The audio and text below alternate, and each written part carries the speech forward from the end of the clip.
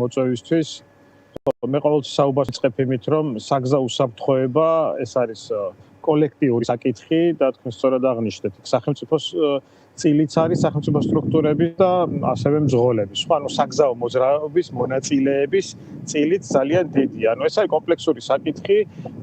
აქ შეუძლებელია მხოლოდ ერთ რგოლზე გადაიტანო მთელი პასუხისმგებლობა, მაგრამ მაინც მთავარი პრობლემა იწყება განათლების პრობლემებიდან, ვინაიდან ჩვენ როგორ მივიღეთ, ხო, ეს საზოგადოება, რომელიც მუდმივად არ ღვევს საგზაო მოძრაობის წესებს. მივიღეთ ისე, რომ არის სწავლება საგზაო უსაფრთხოება პრაქტიკულად ადამიანის განვითარების არცერთ დონეზე. ხო, ანუ სკოლამდელი დაწესებულებიდან უნდა ისწავლებოდეს უკვე საგზაო უსაფრთხოება, რომ ჩვენ მივიღოთ ისეთი საზოგადოება, რომლისთვისაც კანონის დაცვა არის პრესტიჟული და არა პირიქით, ხო, მაგალითად კანონი იმისთვის არის, რომ უნდა დაარღვიო ჩვენებური გამონათქვამი რომ არის.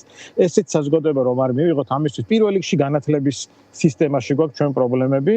მეორე მხრივ მე მგონი უკვე ფაქტია და ჩანს, რომ კანონის ახსულების ნაწილში გვაქვს სერიოზული პრობლემები. ანუ კანონის ახსულება არ არის ეფექტიანი გზებზე და ეს პირველ რიგში უკავშირდება თანამედროვე ტექნოლოგიების ნაკლებობას. ხოდით, აი კონკრეტული მაგალითიც რო ვთქვათ ამისთვის საკმარისია სიჩქარის გადაჭარბება, ხო? სიჩქარის გადაჭარბებაზე საჯარიმო საანქციები ხან გაიზარდა, ხან შემცირდა, მერე სხვადასხვა ფორმა მიიღო, ამას სხვადასხვანაირად დაიყო. ეხლა ამაში დეტალებში რო არ შევიდეთ, ესეც აჩვენებს და მე მგონი შესაბამისმა სტრუქტურებმა თქვენს რომ არ იყო ეფექტიანი გაზრდა ჯარიმის. რატომ არ იყო ეფექტიანი?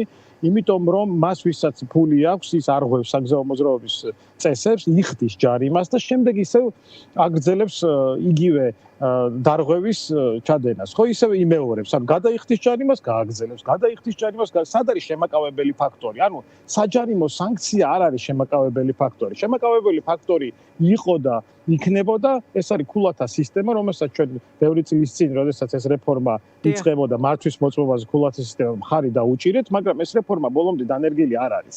იმიტომ რომ ქულები დღეს ჩვენ გვაქვს მხოლოდ იმ შემთხვევაში, თუ საპატრულო პოლიცია გვაჩერებს, მაგრამ თუ კამერა აღასრულებს და აფიქსირებს კანონდარღვევას, ქულები არ აკლდებათ მძღოლებს შესაბამისად ყველაფერი გადასულია ჯარიმებზე. მომხრე ხართ დავით, რომ აი კამერის ჯარიმებით დააკლდეს ქულები, თქვენი პოზიცია რა არის, როგორც ამ სფეროში მრავალწლიანი? არა მარტო ჩემი, ჩვენი არასამთავრობო ორგანიზაციების თითქმის ყველასი და მათ შორის საერთაშორისო ორგანიზაციების და საერთაშორისო გამოცდილებაც გვეუბნება იმას, რომ ადამიანებს ჯარიმების გადახდით, ანუ საგზაო მოძრაობის წესებს ჩვენ ესე ვერ დავარეგულირებთ და საჭიროა ქულათა სისტემა მართვის მოწმობაზე, რომ ადამიანს ანუ ფინანსურად შეჭირებულია ის თუ ფინანსურად ძლიერი არის, კანონის წინაშე ერთნაირი კონდეს პასუხისმგებლობა და ეს არ იყოს მხოლოდ ჯარიმაზე ორიენტირებული, ქულების დაკარგვის ნებისმიერ შემთხვევაში და მართვის მოწმობის ჩამორთმევის ყველას ექნება შიში, ამიტომ კანონის წინაშე ყველა გათანაბრდება. დღეს კიდევ ერთხელ ვამბობ, ჩვენ გვაქვს რეალობა, რომ ვისაც ფული აქვს რეალურად და შეუძლია გადახდა ჯარიმებს. დარღვევა არ არის პრობლემა, ხო? არ არის გადავიხდი, ასე ვთქვათ, მიდგომიდან გამომდინარე. ანუ ეს არის შერჩევითი წესები. კიდეც ანუ ეს ეგრეთ წოდებულ ავტობუსის ხაზში რაღაცა გაბრაზებული მძღოლის სწრაფი გადასვლა და ნუ მივხვდი, რომ იმ დროს გაიფიქრა, რომ მოვიდეს ეს თანხა, გადავიხდი და გავივლი, არ არის პრობლემა. ნუ ეს არ არის სიახლე ჩვენს პირობებში სამწუხაროდ.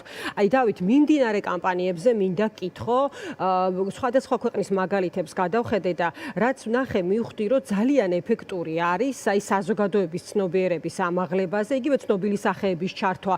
აი ამ ხრივ მიმდინარე კამპანიები არსებობს, აი მართლა გულწრფელად მინდა ვიკითხო, რომ აი რა კეთდება გარდა იმისა, რომ თქვათ აი კანონს მიადგებიან და ან შეამსუბუქებენ, ან გაამკაცრებენ, მაგრამ ესეც უშედეგო აღმოჩნდება და ასე შემდეგ. აი ჩვენ ვახსენეთ, აი მოვიძიე ერთ-ერთი ყველაზე ხმაურიანი კამპანია, სადაც აი ცნობილი ფეხბურთელები მოდელები მონაწილეობენ. აი ჩვენ შემთხვევაშიც შეიძლება თუ არა რომ იყოს ეფექტური. ვიცი რომ მსგავსი ყოფილა და მუდმივად არის ხოლმე ამგვარი ვიდეოები, მაგრამ მიმდინარე არის ეს პროცესი. აი იმ სტატისტიკის გათვალისწინებით რომ 5000 ადამიანია დაღუპული 10 წელში და 2025 წლის სტატისტიკა ისეთი მაღალია, როგორიც 2019-ის შემდეგ არ ყოფილა. რა კეთდება? აი ეს არის ჩემი კითხვა. კი ბატონო, ჯერ ცნობიერების ამაღლებაზე ვთქვათ ორიოდე სიტყვა, უკვე ბევრი წელია რაც ცნობიერების ამაღლების კამპანიები აღარ მიმდინარეობს და ამას აქვს სამწუხაროდ ახსნა ისე რომ თვითონ სახელმწიფო სტრუქტურები ამ კამპანიას აღარ აწარმოებენ და გასულ წლებში ჩვენ გქონდა კომბინირებული, ანუ სახელმწიფო სტრუქტურებიც აწარმოებდნენ ასეთ კამპანიებს და არასამთავრობო ორგანიზაციებიც. არასამთავრობო ორგანიზაციები ამ კამპანიებს აწარმოებდნენ ევროპული სტრუქტურების ხარდაჭერით, მათ შორის ეს იყო პირდაპირ ევროკავშირის წარმომადგენლობის ხარდაჭერა, ფინანსები ჭირდება ხო კამპანიას მოგეხსენებათ, რომელიც შეწყვეტილია დღეს არასამთავრობო ორგანიზაციებს საგზაო უსაფრთხოებაში. საერთაშორისო ფინანსური მხარდაჭერა პრაქტიკულად არ აქვს. მაშინ იყო ეს გაეროს ხარდაჭერა, იყო ევროკავშირის და სხვადასხვა ფონდების კიდე რო აღარ ჩამოვთვალოთ. ფინანსების ჭირდება ცნობიერების ამაღლების კამპანიებს, ეს სამწუხაროდ შეჩერებული არის. რაც შეეხება სახელმწიფო სტრუქტურებს, ისინიც ამ ეტაპზე არ აწარმოებენ ასეთ სოციალურ კამპანიებს. მე თქვენ გეთახმებით, ახლა ჩვენ როცა განათლების სისტემაზე ვსაუბრობდით, ის რა თქმა უნდა ეხებოდა სკოლამდელ დაწესებულებებს, სკოლის დაწესებულებებს, მაგრამ ადამიანი რომელიც უკვე გაზრდილია, ხო, ანუ ზრდასრულია და მას ესე ვთქვათ, კანონის აღსრულებით ვერ აჩერებ, ხო? მაშინ უნდა ცნობიერებაზე ვიმუშაოთ, იმიტომ რომ არ გამორიცხოთ, რომ ძალიან ბევრმა ადამიანმა შეიძლება უბრალოდ არც კი იცოდეს ესა თუ ის დარღვევა რა შედეგს მოიტანს. ეს არ უნდა გამორიცხოთ, იმიტომ რომ თქვენ ესენი არ გვისწავლია არსად. ეს არის აქ თავარი პრობლემა და კიდევ ერთი საკითხი, ეს უკავშირდება რა თქმა უნდა ღონისძიებებს, რომელიც უნდა გატარდეს, მსოფლიო გადაერთო თანამედროვე მიდგომაზე, თანამედროვე მიდგომა ეს არის Vision Zero, ანუ ნულოვანი მაჩვენებელი დაღუპულების.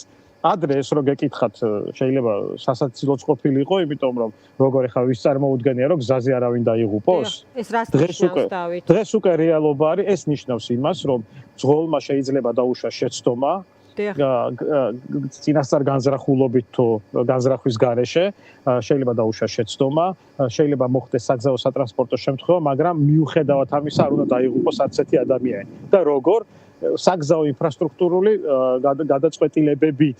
ანუ სოფლიო უშვებს იმას, რომ საგზაო შემთხვევა შეიძლება მოხდეს, შეიძლება სიჩქარის, მაგრამ თავარია რომ სიჩქარის გადაჭარბება არ იყოს იქ, ხო, თავარია რომ საგზაო ინფრასტრუქტურა ისე იყოს მოწყობილი, რომ შემთხვევის ადგილზე არავინ დაიღუპოს. ეს არის შესაძლებელი. თანამედროვე ტექნოლოგიები იძლევა საშუალებას, რომ საგზაო სატრანსპორტო შემთხვევის მოხდენის შემთხვევაშიც კი არავინ აღარ დაიღუპოს. ასეთი ქალაქები არსებობს უკვე ევროკავშირში.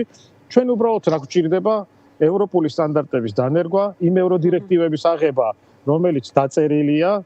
ჩვენ მახსოვს მე წინა წლებში პრობლემა მქონდა, რომ როცა ვითხოვდი ევროდირექტივები დავნერგოთ, შეიძლება ესეთ პასუხი მიმეღო, რომ იცით ევროდირექტივების დანერგვა სავალდებულო არ არის. შეიძლება ზოგიერთი ევროდირექტივის დანერგვა ჩვენ ვალდებულებად ავიღეთ და ის იყოს სავალდებულო, მაგრამ ზოგიერთი ევროდირექტივა ჩვენი ნებით უნდა დავნერგოთ, იმიტომ რომ ევროდირექტივა არის საუკეთესო ნიმუში, საუკეთესო მაგალითების კრებული, რომელიც უკვე სხვა ქვეყნებმა გაიარეს და არის წარმატებული და ჩვენ ის უბრალოდ უნდა დავნერგოთ. კი ბატონო და აი ეს ევროკავშირის აი სტანდარტი ახსენეთ, ეს სტატისტიკაც საკმაოდ შემაშფოთებელია იმ ხრივ, რომ ჩვენ და რუსეთი ვართ ლიდერი, ხო? დავით თუ არ ვწდებით, თუ არა და შემისწორეთ. დიახ, დაღუპულების დაშავების რაოდენობა. რუსეთი და საქართველოა ლიდერი. მოსახლეობის რაოდენობაზე შეფარდებით, ცხადია ამის გათვალისწინებით. დიახ, ასია, ევროპაში გვაქვს ერთ-ერთი უარესი მაჩვენებელი. რა თქმა უნდა, ამას შეიძლება წაიკითხოთ სახელმწიფო სტრუქტურების მიერ ნაჩვენებ დოკუმენტებშიც, ეს არ იმალება, ეს ციფრებია, ვერც დამალავ ამას. აქ თავარი ის არის, ჩვენ რა აღონისებები უნდა გადავდგათ. ჩვენ ვითხოვდით წლების წინ, რომ უნდა შექმნილიყო საგზაო უსაფრთხოების სამსახური. ის დღეს ეკონომიკის სამინისტროს დაქვემდებარებაში არსებობს, საგზაო უსაფრთხოების დეპარტამენტი ქვია, მაგრამ მას არ აქვს შესაბამისი მატერიალურ-ტექნიკური ბაზა. მას არ აქვს შესაბამისი რესურსები, რომ ჩაატაროს კვლევა, რომ დაგეგმოს ისეთი ღონისძიებები, რომ ერთი საგზაო სატრანსპორტო შემთხვევა რომ მოხდა, იმავე შინაარსის საგზაო სატრანსპორტო შემთხვევა აღარ განმეორდეს. ხო, ეს ახლა შეიძლება ძალიან ისე ჩანს მიუღწევალ დონეებად, რასაც ვამბობ, მაგრამ შესაძლებელია ამას მიაღწიეს უკვე სხვა ქვეყნებმა. კი, ამას როგორც ჩანს წლების უწყვეტი მუშაობა სჭირდება და არა რაღაც პერიოდული ჩავარდნები, ხო, იმიტომ რომ ხო არის ჩვენ შემთხვევაში პრობლემა, რაღაც მუდმივად გინდა ჩიჩინი, რომ აი არ თქვათ არ გინდოდეს წესის დარღვევა და არ ისარგებლო რაღაც იმ ვითარებით და თქვათ ხრელით, რომ ვერ დაგინახავს პოლიცია თუ ასე შემდეგ. მადლობა. შეგნების პრობლემაც არსებობს, რა თქმა უნდა, მაგრამ ჩვენ თუ გვინდა ძირეულად გადავჭრათ ეს პრობლემა, პირველ რიგში აი დღესვე თქვენ რო გესაუბრებით, უნდა შეგვქონდეს საგანმანათლებლო პროგრამა სკოლამდელ დაწესებულებებში, ანუ ბაღის ასაკის ბავშვებს უნდა ვასწავლოთ. დიდი მადლობა დავით, ნაგემშვიდობები. დავით მესხიშვილი საუბრობდა ჩვენს ეთერში 3 საათზე უკვე ახალი ამბების დროა TV პირველზე.